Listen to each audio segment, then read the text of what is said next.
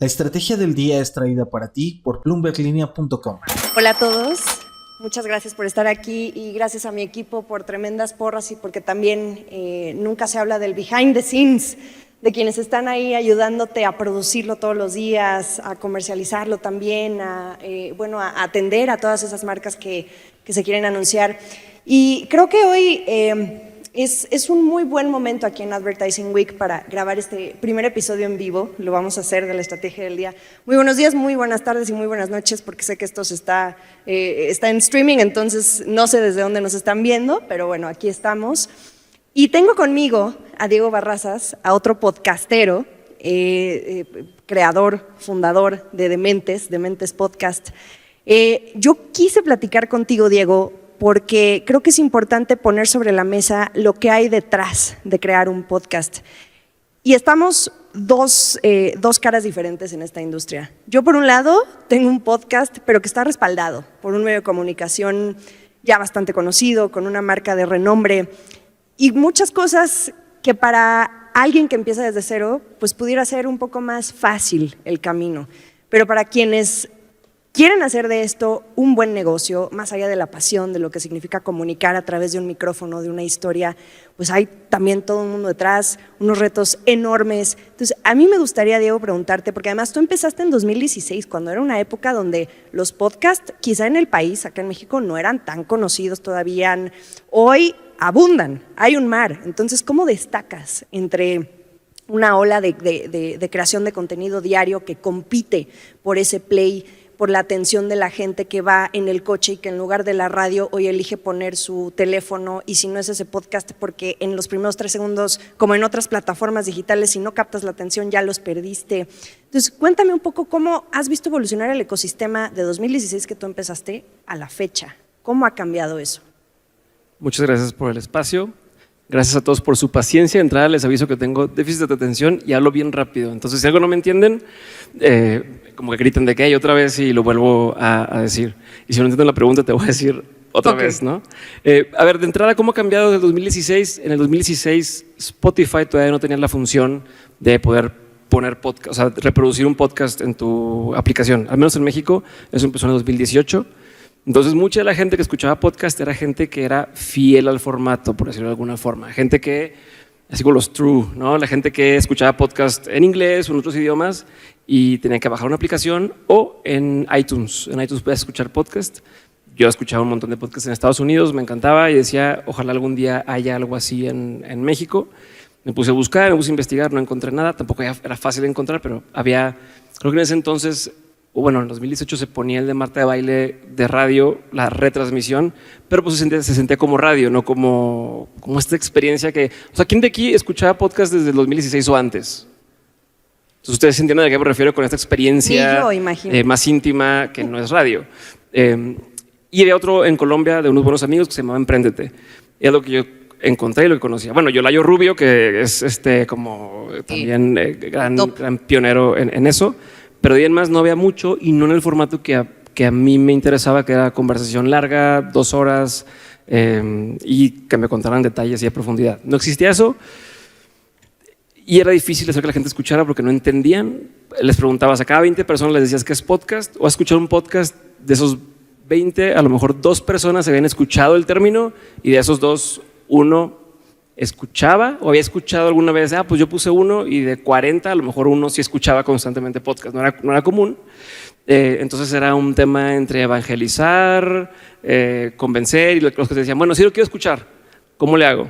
No, pues bajo una aplicación. Es que ya tengo, también en ese entonces la memoria de los celulares era más limitada, es que tengo muchas apps y no quiero bajar otra, como había muchas trabas, pero por eso la gente que empezó a escuchar desde ahí Dementes era gente que se volvió muy leal, por así decirlo, al programa, gente con, yo considero un criterio importante o muy crítica también de decir, a ver, yo estoy escuchando otros programas como del core del estilo de podcast, a ver si el tuyo sí está bueno. Entonces, si sí lo escuchaban y si les gustaba, lo agradecían porque decían, es que no he escuchado esto en español, no hay algo como esto en español, y yo me enfoqué mucho en eso. Digo, me estoy adelantando, pero algo que decías ahorita era como cómo voy creciendo la audiencia y demás. Ahorita entro más a profundidad, pero en ese entonces algo importante era eso, que decían, es que esto se escucha como lo que a mí me gusta escuchar en otro idioma y no había en español y era suficiente, en ese momento suficiente diferencia para decir, escojo escuchar a él sobre otras cosas. Y ahí coincido completamente contigo, porque tienes que entrar en donde nadie lo está haciendo. ¿Cuál es tu diferenciador? Suena tan cliché a veces, pero es cierto, ¿qué es lo que nadie está haciendo? Y eso es lo que va a captar la atención. Creo que tú empezaste en una etapa muy temprana, pero aún así el reto en ese sentido entonces es saberte mantener. Además tú y yo somos agua y aceite, porque tú me dices que te encantan las conversaciones larguísimas de 1 hora, casi 2 horas. Yo toda la información te la entrego en un promedio de 8, 12 minutos y luego mis entrevistas también, como esta que estamos grabando en vivo, son 20 minutos no más, porque sabemos que también las personas quieren escuchar otros productos, convivimos en un universo de podcasteros, ¿no? Ahora, quiero preguntarte y quiero ir hacia la parte del negocio. Ok, ¿puedo hacer un detalle en esto que me acabas de mencionar nada más? Porque me voy a quedar con eso y no lo voy a poder quitarme la cabeza. Desahógate, por favor. No es cierto que la gente nada más quiera todo rápido. O sea, ¿quién de aquí le gusta El Señor de los Anillos? Levante la mano. Son larguísimas esas películas y las detesto. Pero a mi esposa le encantan. Entonces, para mí, una película de esas es ya que se acabe y para ella es, híjole, ¿por qué se acabó tan rápido? Harry Potter lo mismo, estas de los superhéroes, que luego una de 4 horas, una cosa así. Quien es fan de eso dice, ¿por qué no dura más? Quien no, dice... Sí se puede, pero depende mucho de la personalidad, de quién te esté llevando la conversación. Pero justo eso, es a qué juego estás jugando, que ahorita es la parte de negocios, a qué juego estamos jugando y eso. Y lo otro del diferenciador, en nuestro caso, lo que yo he aprendido con el tiempo es, antes cuando, oye, ¿cuál es tu diferenciador? ¿Cómo te haces diferente a los demás? Lo estás pensando con referencia a la competencia. Entonces, ¿qué hacen ellos? Bueno, déjame ver qué hago diferente para no ser igual o cómo le agrego algunas características más. Y lo que más nos ha funcionado a nosotros, y en mi caso con el podcast es, en lugar de pensar cómo ser más diferentes, cómo ser más específico en algo en especial, ¿no? Con un tipo de cliente, o sea, cómo soy más específico a lo que a ellos les gusta. Y a medida que te haces más específico y sabes que es un podcast, pero para mamás primerizas y que además tienen 15 minutos porque están o dan pecho en la noche y entonces se aburren y entre más te puedas ir a ese detalle, más vas a hacer un producto que es para esas personas, pero esas personas hay un montón en el mundo y entonces te vuelves diferente porque otras son podcasts de maternidad, pero lo atienden a todo el mundo todo el tiempo y el tuyo es diferente, pero porque es muy específico. Entonces eso es como un approach que nos ha funcionado. Gran punto cuando se trata de la diferencia. Y ahora, dentro de ese mundo de la diferencia, ¿cómo lo empiezas a monetizar? ¿Cómo lo empiezas a hacer negocio? Y te pregunto esto, porque Dementes es solo la primera capa, es la punta del iceberg de todo un imperio de negocios que tú estás construyendo. Claro, pero hay que verlo así, hay que ser visionarios, pero es la punta del iceberg de todo un imperio que está detrás en tu mente de lo que estás construyendo. Tienes otras empresas o tienes, se llama Dementes Medias, corrígeme si me equivoco, pero cuéntanos, ¿cómo tú piensas un podcast que no se queda solamente en la etapa del micrófono, sino que realmente se convierta en tu empresa? Y al final eso te lleva a muchas otras cosas, la libertad financiera, hacer, un tipo de negocio diferente a que la típica compañía de las 4 paredes que siempre nos imaginamos. Sí, en mi caso, cuando yo empecé Dementes, les digo, yo escuchaba otros podcasts en Estados Unidos y pues allá es como ver un poquito el futuro porque lo que pasa allá eventualmente empieza a pasar acá. Entonces yo ya sabía que era una muy buena opción para atraer audiencias, o sea, para hacer que gente de un perfil en particular volteara a verte y después a esa gente servirla con algún producto o algún servicio y eso te da dinero, ¿no? Eventualmente. Entonces a mí me gustaba mucho el tema de negocios, nunca he sido de temas de comunicación y yo estudié marketing, pero lo que me gusta es el tema de negocios y cómo hacer que un negocio haga más lana y cómo hacer que un negocio se vuelva más como relevante ante cierto perfil. Entonces, desde que empecé Dementes, yo decía, ok, o sea, no sabía qué hacer Dementes y qué hacer un podcast. Yo decía, tengo que hacer un medio de comunicación. Era como primera cosa, porque yo veía que toda la gente que eventualmente tenía dinero compraban un medio, porque pues, esa es una forma de controlar la narrativa un poco, generar demanda y demás. Entonces, tiene que existir un medio y hay un documento que tengo del 2015 que decía como un medio y como la versión tangible de esto es, o ni siquiera dice podcast, o era una revista o un blog o no sé qué más, pero no estaba la palabra podcast. La otra línea de negocio era hacer un tema de eventos.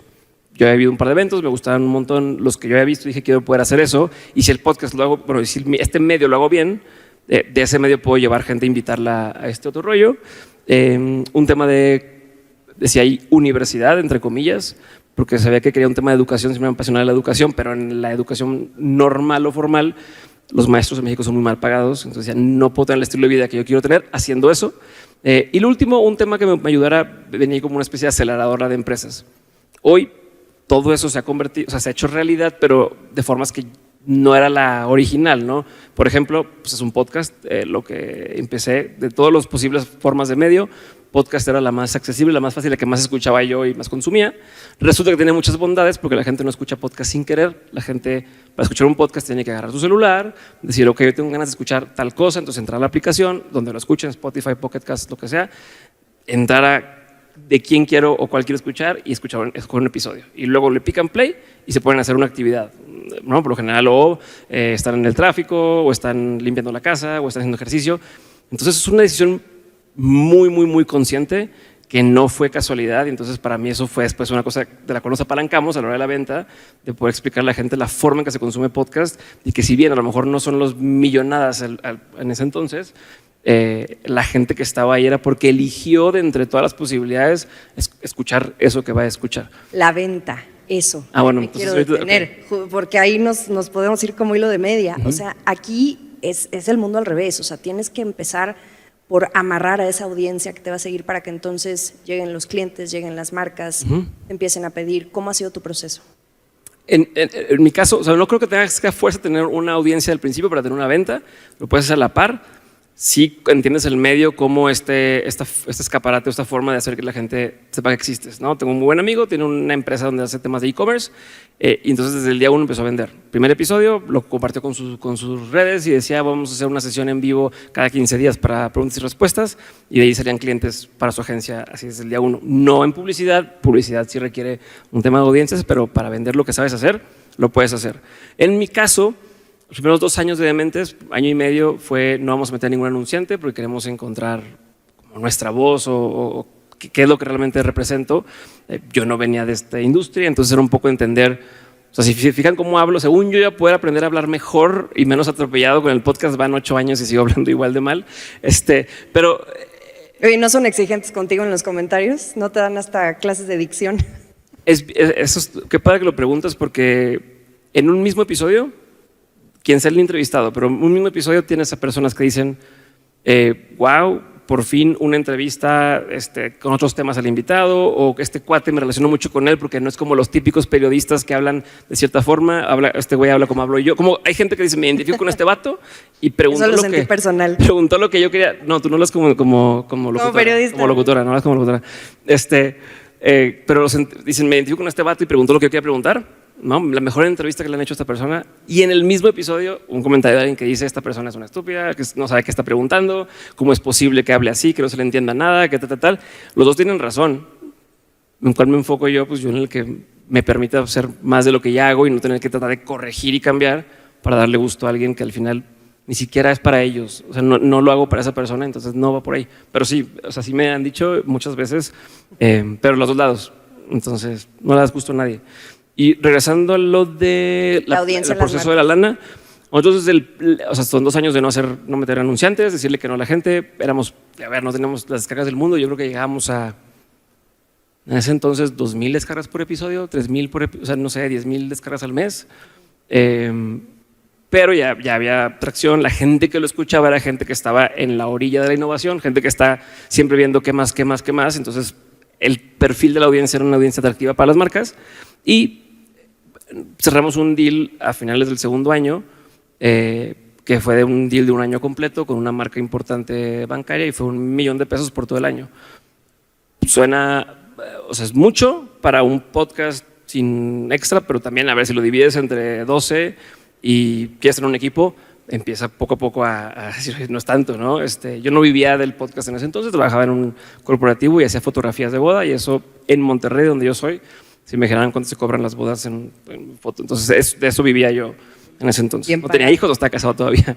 Entonces, el primer deal fue $1 millón y a partir de ahí nuestro approach a la venta nunca ha sido un tema de, o sea, no estamos compitiendo por descargas ni compitiendo por querer competirle a Facebook o a Google en tema de pauta digital.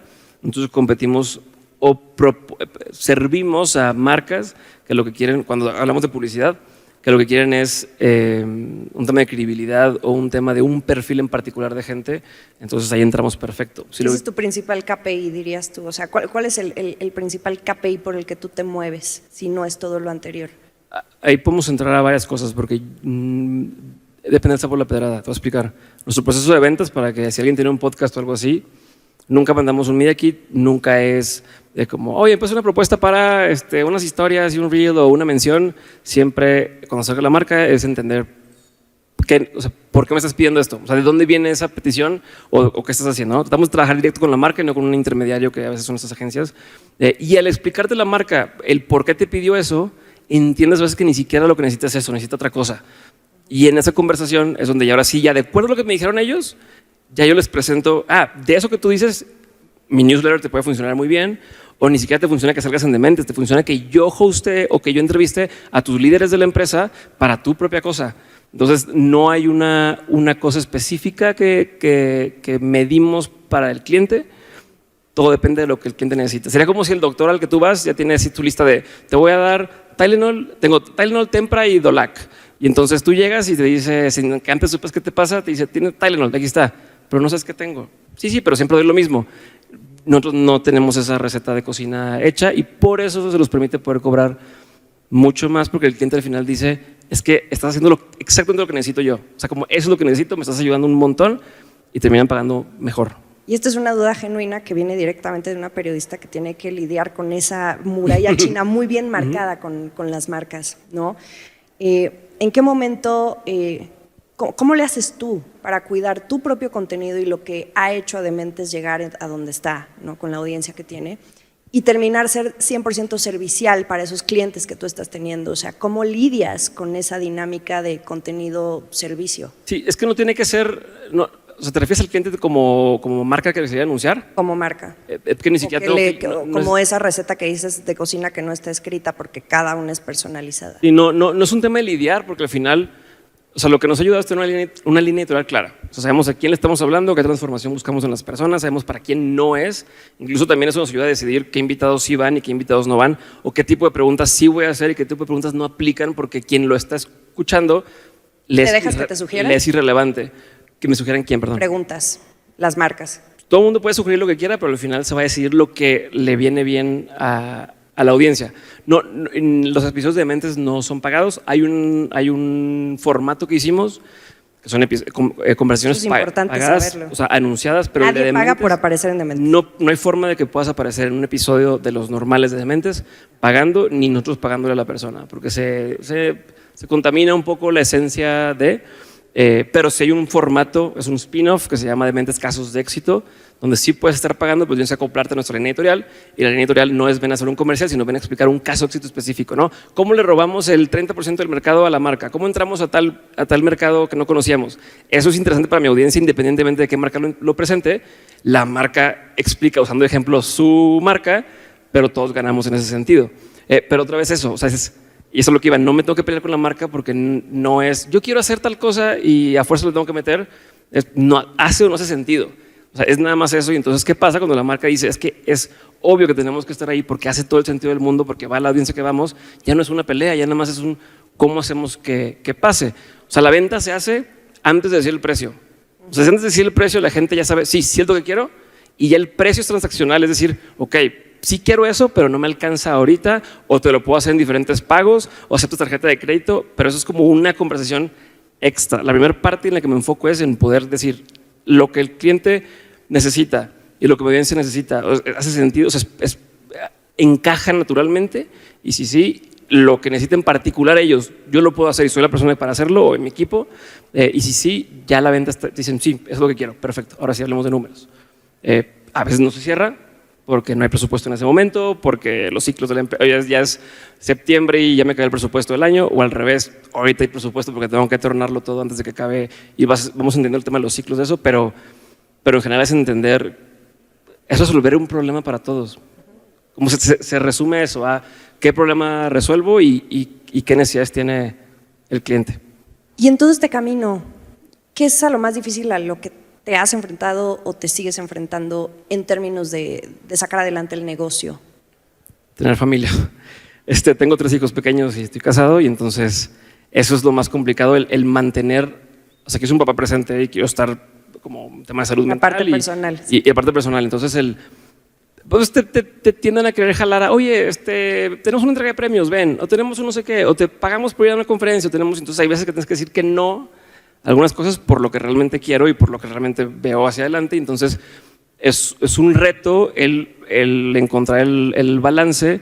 Yo sabía desde antes yo siempre pensé que quería eventualmente tener hijos y demás, entonces desde ahí yo no hago casi nada de dementes, todo el equipo o sea, yo nomás llego y soy la cara que se para ahí a hablar, pero diseñamos los procesos para que pudiera ser. Es un reto, por ejemplo, ahorita esta semana estoy aquí, pues mi esposa está sola en Monterrey, también trabaja, están los hijos, es como un tema logístico que no tiene que ver con la empresa, pero sí porque estás pensando en eso y es cómo manejo la agenda y cómo escojo bien a qué cliente sí, qué cliente no, para poder vivir el tipo de vida que quiero estar viviendo y no dejarme llevar por lo que te van presentando en el camino, que al rato pues ya no sabes ni en qué estás. Y es parte de crecer. Y ahora, ligándolo con... Es parte de madurar, Diego, te lo presento. Sí. Y bueno, ligándolo ya un poco para ir concluyendo, lecciones. Creo que siempre escuchar de viva voz de quien ya lo está viviendo, ya lo está experimentando, quien ya atravesó ciertos procesos para llegar hoy a donde está. ¿Qué recomiendas tú para todas esas personas que todavía ven en este mar de creación de contenido una oportunidad para sacar su podcast y que no se animan? Porque hoy por hoy estarás de acuerdo conmigo que todo el mundo hoy puede agarrar un micrófono, hoy todo el mundo lo puede hacer, saca su propia personalidad, saca su propio estilo y puede crear un emporio alrededor de su persona, de su marca personal. ¿Qué les dirías? Número 1, que tengan claro el para qué lo están haciendo. O sea, bueno, un paso más allá, que se sientan a pensar qué quiero estar haciendo en 5 años. O sea, cuando me despierte 5 años, ¿dónde voy a estar?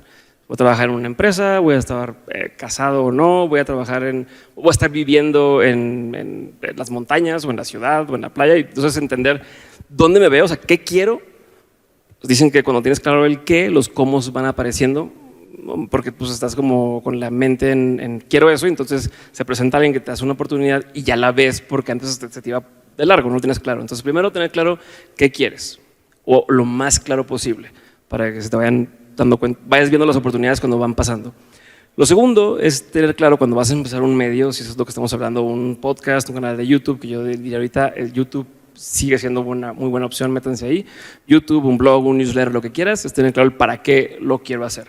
Y se vale cualquier cosa, se vale decir, lo quiero como hobby, se vale decir, lo quiero porque estoy estudiando medicina y entonces yo después compartir lo que aprendí me sirve para estudiar y para aprender mejor y para poder graduarme con buena calificación. Se vale decir, lo quiero para hacerme famoso, se vale decir, lo quiero para hacer lana o lo quiero hacer para aprender a hablar mejor, como era mi caso también, pero no pasó. Pero entonces lo que no se vale es decir, lo quiero como hobby y luego decir, pero ¿por qué no me ve tanta gente? ¿No? Pues si no eres famoso a nadie le importa. O decir, es que lo quiero para aprender medicina y luego, es que no sé, anunciantes y tal. A ver, lo que tú querías es tener tu calificación buena, la tuviste perfecto, cumplió el objetivo. Pero tener claro para qué, para que entonces no haya estas sorpresas. Y si lo tienes, tu para qué tiene que ver con la parte económica, lo quiero para poder vivir de esto, entonces más vale que desde el principio empieces a tomar las decisiones adecuadas que te están acercando a ese beneficio económico que buscas, que a la vez alimenta ese qué más grande que tú quieres. Un caso muy tonto, pero a lo mejor es, ¿sabes qué? Yo en 5 años me veo pudiendo ir a cualquier evento, cualquier festival de música, backstage, poder tener relación con artistas, lo que sea. Imagínate que te imaginas eso, pero es una persona que no tiene un solo contacto. El podcast probablemente, si lo haces relacionado con esos temas, no con los artistas, sino a lo mejor con los managers que nadie entrevista, a lo mejor te haces compa de todos los managers y te aseguro que en menos de 5 años, en 2 años, te están invitando a todos los conciertos backstage y ya estás viviendo esto que tú querías y se cumple otra vez de tener estas conversaciones con estos managers y tal. ¿Cuánta gente lo escucha? Da igual, no es el punto. ¿Cuánto dinero te hizo eso específico? Da igual, lo que tú querías es estar sentado en todos los backstage de los festivales y se cumplió.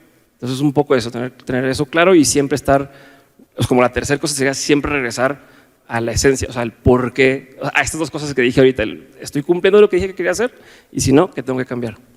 Y ahora a mí me toca ponerme un poco cursi, pero creo que sí, realmente es muy importante recordar que todo lo que hagas sea con una pasión.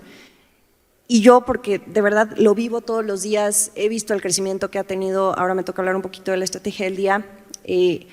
Cuando tú haces las cosas porque realmente te sale desde tu ser más auténtico y la pasión que tienes por contar la forma, ahorita Diego pone un gran ejemplo de que si te gusta la música, pues órale, consíguete a todos los managers y vas a acabar reinando en ese mundo. Cuando tú lo haces con esa pasión, de verdad, los resultados, la audiencia, el dinero, los clientes, vienen solitos. Entonces, gracias, Diego. Gracias por esta gran conversación. Felicidades por lo que han hecho, está cañón. Felicidades también a ti. Muchas gracias. Gracias.